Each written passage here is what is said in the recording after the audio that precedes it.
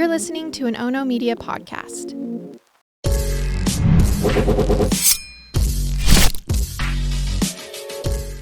Good morning, and thanks for joining me for Rise in Crime, your morning caffeine hit all about crime. I'm Mama Jules, and I feel like I have a running theme in the last two episodes, and that theme is community involvement. Members of the city or of the neighborhood who are saying enough is enough. Last episode, it was Angry Cops, Richard High's YouTube channel that has led to the community standing up against the Buffalo School District. This episode, it's Hot Springs, Arkansas, and those parents, and then the Gilbert, Arizona parents that I'll bring you in an update to a story I brought you previously. So let's start with Hot Springs, Arkansas. This has an alleged repeat offender of child sexual material abuse and his school superintendent wife. So who are these two? Dr. Stephanie Nihas and Zachary Nihas are married educators who have 3 children. Now, I'm not going to give you the kids' names. First off, I want to protect them. And second off, you're going to hear them in a jailhouse phone call. So that'll happen here in a minute. Now, Stephanie's education career spans 26 years. She has a doctorate from University of Arkansas and has worked as a junior high math teacher, an assistant principal, then she was a principal, then in administration at the school district, and her ladder climbing has led her to her current position of superintendent of the Hot Springs School District. Now, Zachary is, less driven, less successful. I don't know what word I should be using for him, but his career did stall as an elementary school teacher at, and I want you to take note of this, St. John's Catholic School. He derailed his, ladder climbing back in 2014. That's when he was charged with 30 counts involving child sexual material. Zachary, eventually in 2016, pled guilty to 10 counts of distributing, possessing, or viewing matter depicting sexually explicit conduct involving a child. Now, a jury determined his sentence. It was a hefty 24 years, and off he went to prison. His lawyers petitioned the courts to shorten his sentence, basically saying his sentence didn't match other criminals' sentences. He got too much time comparatively, and his lawyer argued he deserved relief. The Attorney General said, "Hey, buddy, you got relief when we lowered your charges from 30 counts to 10 counts. Now, I want to pause here.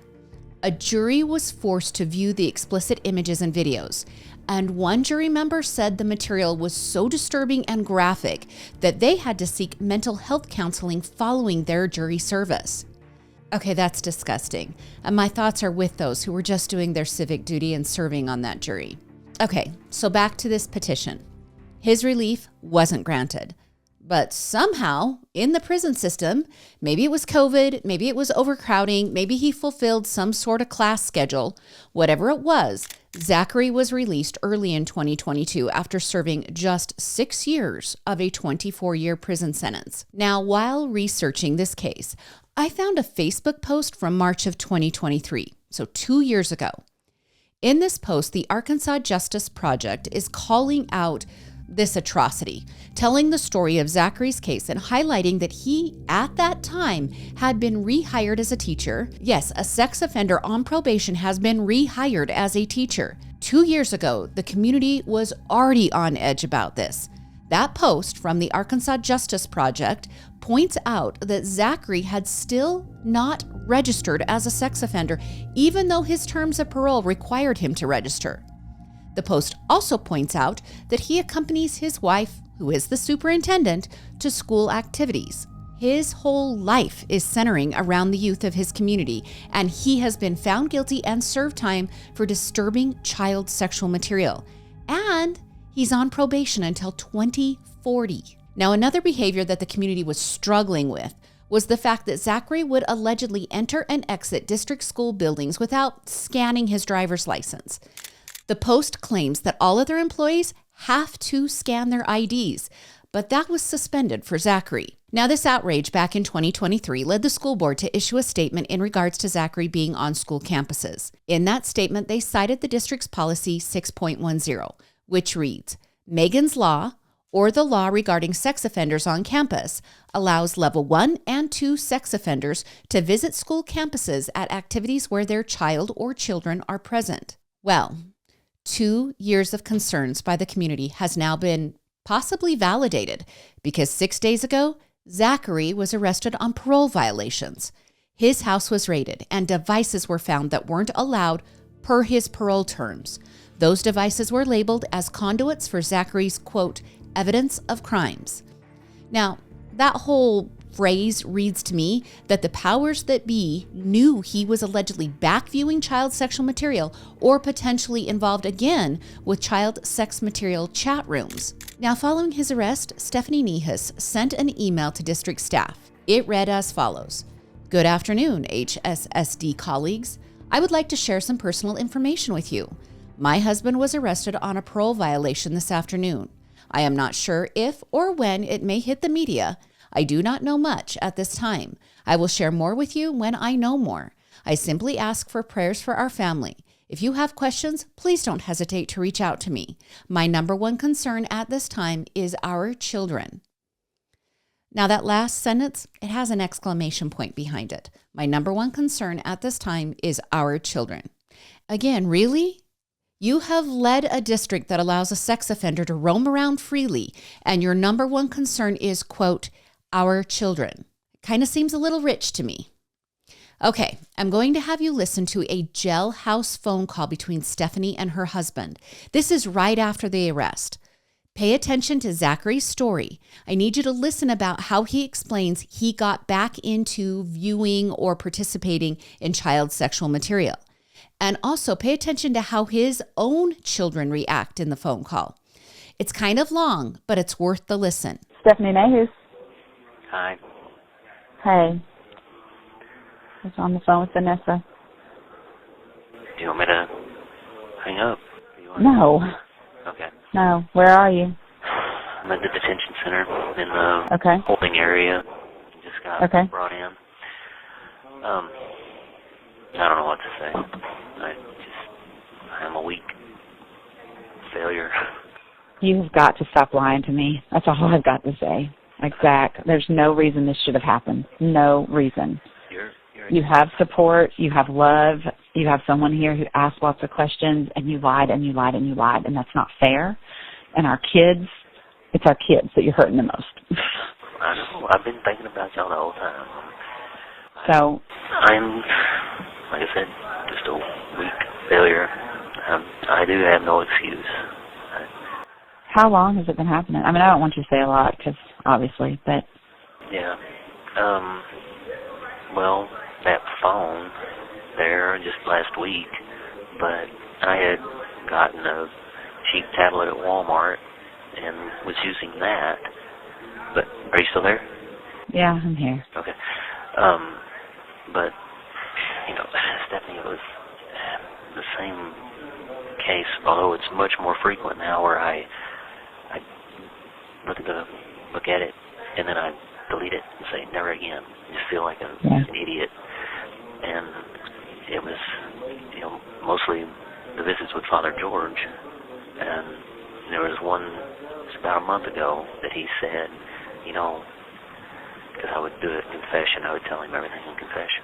And he said, you just got to eliminate access. And yeah. I took that tablet and I beat it up with a hammer and I threw it in the trash. And so I was good. I felt, all right, yes, I'm in control. I feel very good. But, you know, just a while later, I don't know, several days later, a week later, I just started thinking about how I can get access. How can I do it? How can I do it? And, you know, I never did it because of the covenant eyes or anything else. Yeah. That's why I gotten that tablet. But so it was just in the last week. So how many additional charges are they going to be able to put on you is my question. Real question. There's a lot of files there. It is the same case where I just collect. It's ridiculous. I don't even go back and look at it. I don't even go back and look at it. I don't understand what that lady said, that I need some counseling. I need to. Yeah. Yeah. So what are we doing right now? What do you need right now? Like Vanessa was just asking me, do you need a lawyer right now? Probably not. I don't think so. No, I went ahead and I talked to him at the department, the sheriff's department. Okay. I talked to that tonseth. Okay. And you're on a no bond hold, so you'll be there. And he said that we wait for the parole board to decide whether they're going to defer or revoke your parole. So it's just that misunderstanding on the internet access. I should have just not on it the whole time. Yep. Yep. And Can the kids hear your voice? Can they? Yes. Is it okay if I let them hear your voice? Are they mad at me? But they're sad. They're really sad. I want to apologize. Yeah, hold on a second. Julia, come here, baby. So, hold on just a second. I'm going to put you... Hey, Jay. Put your microphone silenced. Okay, hold on. I'm putting you on speaker, Zach. Okay. So, is it Julia and Jay? Yeah. Andrew's at soccer. He doesn't know, and I'm not going to tell him until he gets home. Yeah. Well, guys, I am very sorry. I've got a mental problem, a mental block, and I've got to find some help for that. I'm thinking about y'all the whole time. I'm thinking, who's going to clean Julia's glasses? That's what she said. I told her I would. And Tell your daddy you love him. I love you, Dad. I love y'all very much. I was thinking, I love you so much. Who's going to fix him breakfast? We're going to figure it out. We're going to all help each other. And we're going to pray for you. And we're going to pray that you will do what you can to come back home. So. Yep. I love y'all. I love you. I don't know how much time we're going to have, kids. So is there anything else you need to say to them? They said 15 minutes. I know. Oh, 15 minutes. Okay, so you have a few minutes. Do you have anything you need to say? There's not much to say right now. Nice. Okay, I was asking them if they have anything they need to say to you. Yeah, so, I know. That's what I was saying. I don't think they have anything to say right now. There's not much you can say. I'm just angry. Jay's angry. He said he doesn't have anything nice to say right now. Yeah, I'm a failure. I'm sorry. Oh, you're not a failure. Don't say that. No. I just want you to get the help that you need there so you come back and you are healed and you can get everything that you need. Yeah. Yeah. I love sorry. you, Dad. Sorry to put y'all through it. I love you. I love you. Do you have anything else you need to say, Jay? I don't know. I don't want to do it now. Okay. All right. Okay. All right. So, we, Julia loves you very, very much. I love you. I got to put our house back together. Did they make a big mess? Our bedroom was a big mess. Thankfully, the kids' rooms weren't a huge mess. The kitchen's a little bit of a mess. Well, I have to tell you, the boys' towels are still in their dryer. All right, that was heavy, and there's a lot going on there. Let's break it down. There are parts of this phone call where I do appreciate things Stephanie does, and parts where I'm kind of baffled by her word choices. Word choices like this. She says, how many additional charges are they going to be able to put on you? Now, her tone in that sentence is what kind of throws me. It almost seems like it's the law enforcement's fault or a nefarious intention by law enforcement. And I just have to say those potential charges come because of his actions. To be frank, he allegedly earned them. They weren't put on him. And maybe I'm allowing my mama protection to kind of cloud what I was hearing, but maybe not, because Zachary also says that this whole thing is happening because it was just a misunderstanding on the internet access. Meaning, if he had understood he wasn't supposed to access the internet, then he wouldn't be in jail? Again, that's a weird word phrasing or choice. You don't need to be a Mensa member to understand that your failure, because that's what Zachary calls it, your failure is fed through the internet. Don't get on the internet. You don't need to be told to not access the internet. All right, let's go on to other things in the phone call. Who is Father George? You heard Zachary reference him as the guy who told him to get rid of the cheap Walmart tablet, and then Zachary says he smashed it with a hammer. Apparently, Father George was more than a religious leader. It has been reported that Father George was also acting as some sort of proxy therapist for Zachary. And that doesn't seem like professional help to me. I hope that somewhere he was getting additional help above and beyond his spiritual help. And then in the phone call, how about the heartbreaking interaction between Zachary and his kids? I mean, the kids are crying. It seems his son is so angry, which is completely valid. Zachary uses some weird phrasing here too. Right before he talks to them, he asks if they are mad at him. Zachary, I think we can presume your children are angry. Anger is just one of the many steps in the grief process, and you have caused grief clear back to 2016 and now allegedly again. All right, I've seen a lot of people online make some presumptions about the final phrase before I stopped playing you the phone call. That final phrase is Zachary says, the boys' towels are in the dryer. Some of you think that's some sort of a code between Stephanie and Zachary. I'll leave that up to you guys to decide. I'm not sure exactly what that would reference, but it is a little weird that Zachary's house is destroyed from the raid and you're telling your wife there are towels in the dryer. I think she's going to be able to figure out the dry towels. All right, moving on. So all of this that I've talked about happened on Tuesday and Wednesday of last week. By Thursday, the school board and district had to respond to the flood of emails and phone calls demanding that Stephanie had to be removed from her professional position. I can sum up all that I found by one quote from a student parent named Sarah Jeffers. She said the following: if you can't know what is going on inside your own home with your children and husband, and you can't catch onto something like this, why should Stephanie be trusted with our children? So on Thursday night, the school board held a special meeting. Only 4 of 5 school board members could attend, and due to this, the school board punted.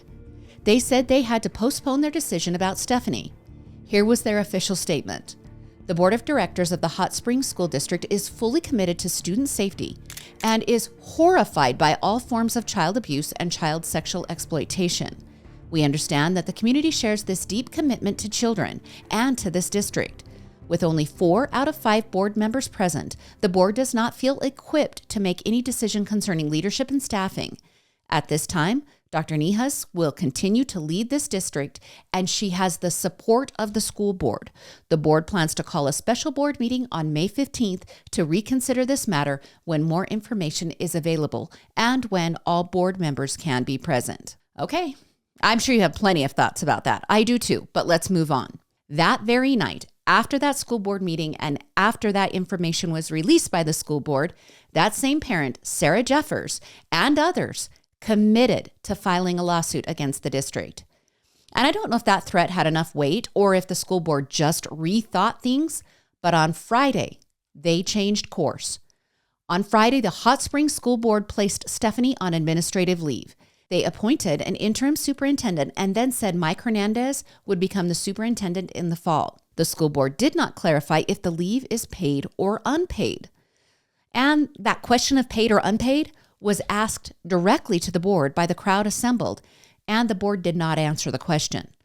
And apparently, the meeting became a little bit tense and loud after that. As of production time, Zachary's next court appearance date has yet to be published, but he is being held with no bond, like his wife referenced in the phone call.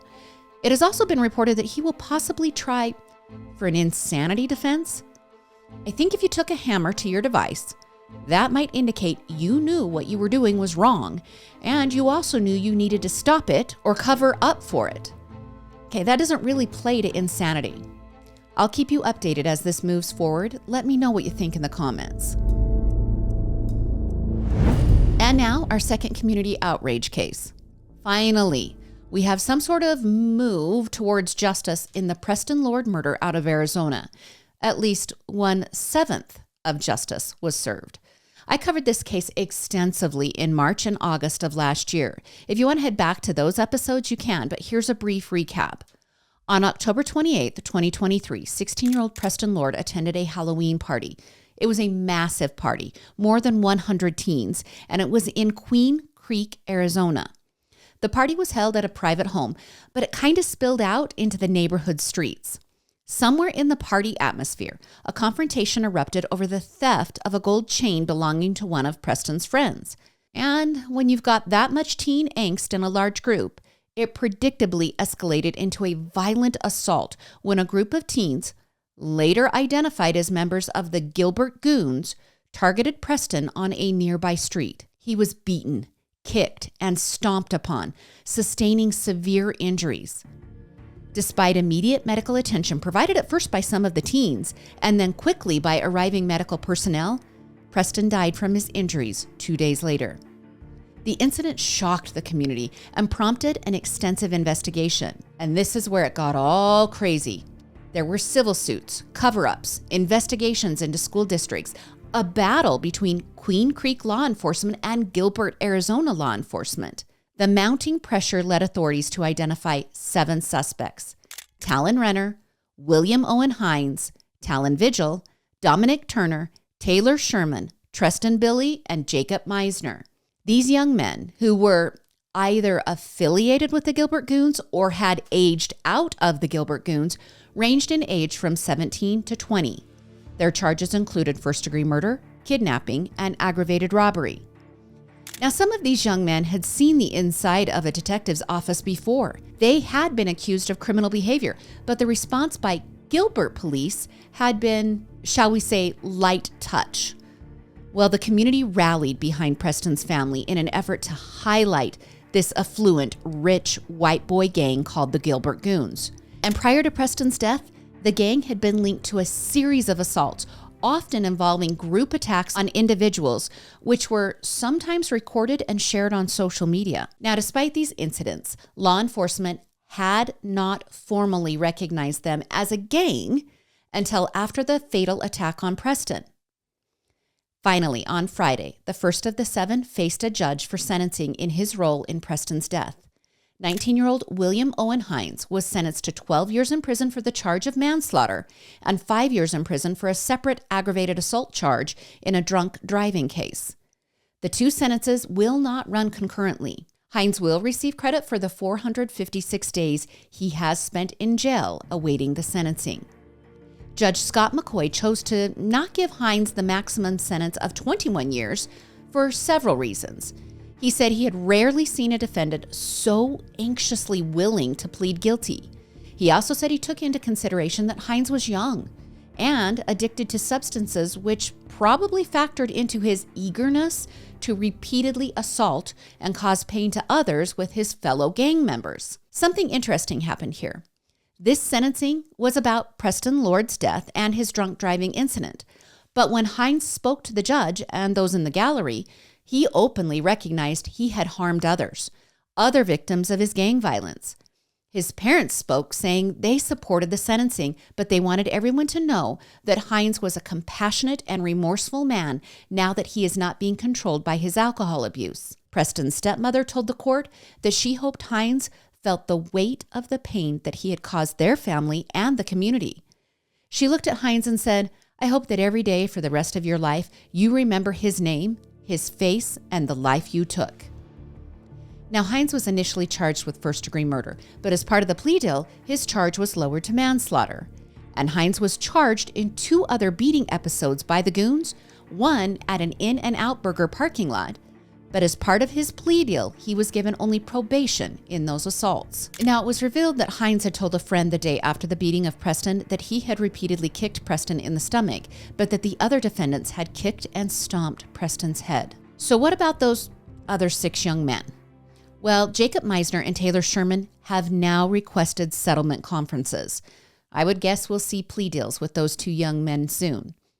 And a quick reminder in this case, Talon Renner. He's yet to take any deal. He is the young man whose father kind of shooed him away to a cabin in eastern Arizona just hours after the attack on Preston, this in an effort to hide him from authorities. It is reported that Talon had allegedly broken his hand from beating Preston and that he also had a swollen jaw from taking a punch.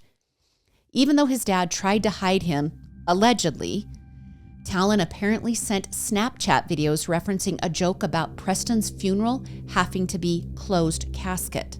Talon did return a few weeks later from the cabin, and his football coach let him play in a football game on November 17th, even though all of this video was out there.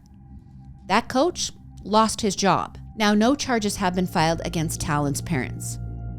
Part of the community outrage that forced authorities to take notice has resulted in lawmakers in Arizona drafting legislation for tougher sentencing structures for those that are involved in group violence.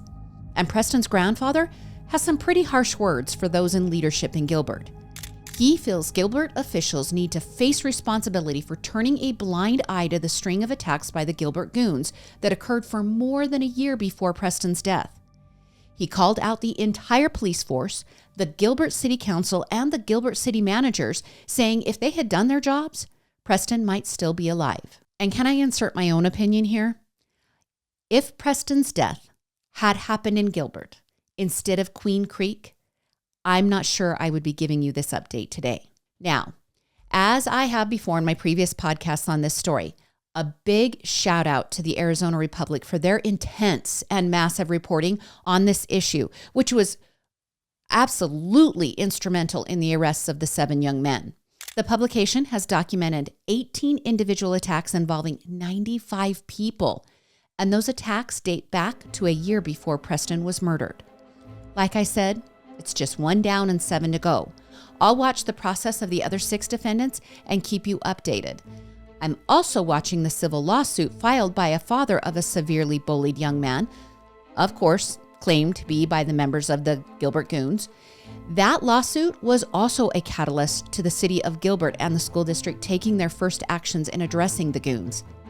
50 different people and entities are named in that lawsuit, and it's not settled, but I will let you know when that reaches a conclusion as well. Now to some devastating news for Denver Bronco fans.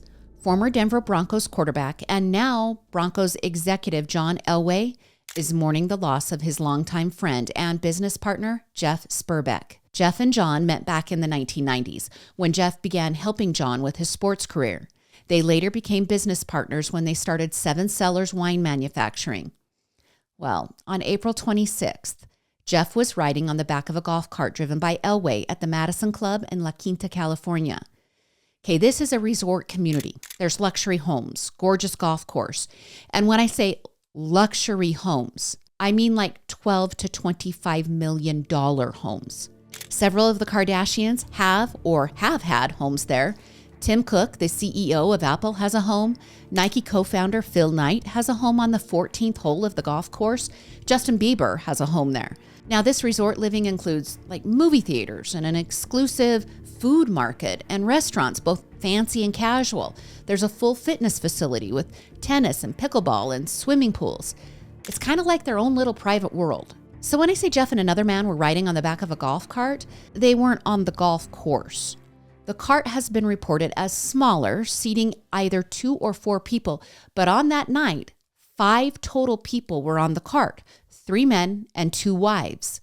The 5 were reportedly returning from a stagecoach after party. This was at about 7 o'clock that night. While John was driving, 62-year-old Jeff, while he was standing on the back of the cart as it was moving, he fell off the cart, striking his head on the concrete. Jeff sustained a devastating head wound. As blood pooled behind his head, John jumped from the cart and frantically called 911. The other passengers attempted to render aid and keep Jeff comfortable until medical personnel arrived. Jeff was transported to Desert Regional Medical Center in Palm Springs, and unfortunately, he died 4 days later in the early morning hours on Wednesday. So, why am I reporting this on a crime podcast? Well, there's some strangeness here. First, the case was not reported to police. Only medical personnel responded. And though it seems right now like John Elway has done nothing wrong, it is weird that police didn't start looking into the tragic accident until the 28th, 2 days after the accident. And now, 8 days after the accident, John Elway has hired a Denver-based attorney, Harvey Steinberg. Steinberg is a big-time sports lawyer representing multiple high-profile athletes in their kind of less than stellar moments. Like Cardinals place kicker Matt Prater, who faced a suspension for his alcohol issues, Steinberg successfully got Prater's suspension reduced from 1 year to 1 month. And Elvis Dumerville's road rage case out of Miami, well, that was completely dismissed after Steinberg became involved. Now, Elway hasn't been charged with anything, and the authorities are saying he won't be at this point. So you might be asking, had John Elway been drinking? The answer seems to be no. He hasn't had much alcohol, according to reports, since his sister died 18 days prior to the golf cart accident. His sister, Leanne, was John's only surviving sibling. Now, John released a statement saying the following: I am absolutely devastated and heartbroken by the passing of my close friend, business partner, and agent, Jeff Spurbeck. There are no words to truly express the profound sadness I feel with the sudden loss of someone who has meant so much to me. My heart and deepest sympathies go out to Jeff's wife, Corey, his children, Carly, Sam, and Jackson, and everyone who knew and loved him. Jeff will be deeply missed for the loyalty, wisdom, friendship, and love that he brought into my life and the lives of so many others. Now, one witness to the accident told Heavy.com that Jeff just fell backwards off the golf cart and that there was a lot of blood. She said the golf cart wasn't being driven erratically. Now, it's heartbreaking that Jeff's wife, Corey, witnessed this whole event. That fifth person on the cart, well, the reporting's all over the place on who that was. One article says it was Jeff's son. Another article says it was a reality TV star. You guys, I don't know. I do know this, though. Jeff had a storied career, touching the lives of more than 100 athletes personally. I am sure he will be missed by many. Now to the comments from Thursday's episode. And just like I mentioned in this episode, Angry Cops YouTuber Richard High is so supported by his community. I felt that maybe some of you might have been, I don't know, maybe a little bothered or annoyed, I don't know. But I said in the episode that I didn't get his humor. That doesn't mean his humor's wrong. I said that because his content clearly targets a certain audience, and his content is super effective for that audience. You guys, that's awesome. In the episode, I said, there's a place for everybody, and there's a big space, obviously, for angry cops. Another listener said it was well known in the New York State area that the Buffalo School District is the worst district in the state. And Daniel seconded that and said there have been thousands and thousands of calls to the police concerning the dangers in this exact school district. Now, many of you were also grateful that Angry Cops Richard High would sacrifice so much to report this abuse. I completely agree about that. And like I said, at the very end of that story, he's a hero if this is true. All right, now to that Kool-Aid Man story where the kids are breaking through the fences as part of a TikTok, challenge or whatever. You guys, I almost didn't even do that story. After I researched it and wrote it, I almost cut it from the podcast. But you guys loved it, so I'm glad I didn't. A listener out of the Netherlands said in their country, a law exists that the parents of the child would be required to pay the damages automatically. It wouldn't be all tied up in court for months. And Seth weighed in and said, Snapchat and TikTok are making our kids less smart. I bet a lot of people listening would agree with that. And as the last story, maybe we have another continental word mystery going on. In the story about the police in Kentucky serving a warrant at the wrong house, I call the item they were looking for, the reason they served that stupid warrant, I called that item a weed eater, and I also called it a weed whacker. Okay, it's a handheld piece of machinery, usually gas-powered. I remember when I was young and it was my job to mow and trim we had 1 acre of grass at my house. And that was my job from like age 11 on. Ours, clear back then, was actually powered by a cord. I would string out a long extension cord and trim around the fences and everything. I think most of them are either electric now, you probably charge them in your garage, or they're gas powered. Anyway, that weed whacker or that weed eater trims weed and grass that grows along hard edges like a fence or a driveway. I want you to weigh in. What do you call it? I had people think it was weird. I called it a weed eater. Do you call it a string trimmer? Or I even saw when I looked it up that people call it a whipper snipper. Let me know what you call a weed whacker. All right, that's your Monday episode of Rise in Crime. Thank you for being here. As always, you know I'm going to say it. Please share this episode or one of your favorite episodes with a friend. And I am so appreciative of the cases that you guys have sent in and the things that I have been following. And please continue to do that. That would be great. We love 5-star reviews and obviously the positive comments. You guys have been stellar. Thank you so much. Please like and follow us on all of our social media accounts here at Oh No Media. That's Murder with My Husband, Into the Dark, and of course, Rise in Crime. Make sure you join me again on Thursday for more morning crime news. I'm Mama Jules, and keep safe out there.